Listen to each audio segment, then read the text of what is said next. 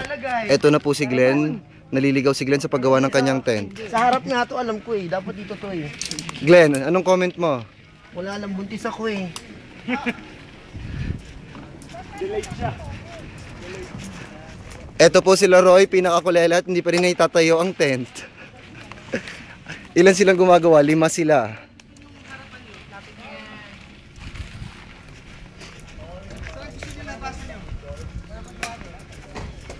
Eto naman po yung kay Joel. Malapit na matapos.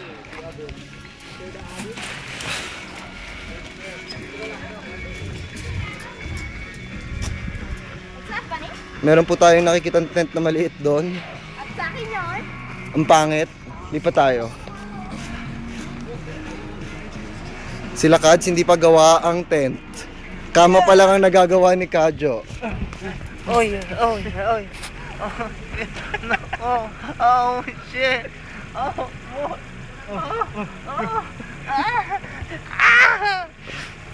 Napakababoy po. Nandili si Chris. Kung nakikita niyo yung mukha ni Chris.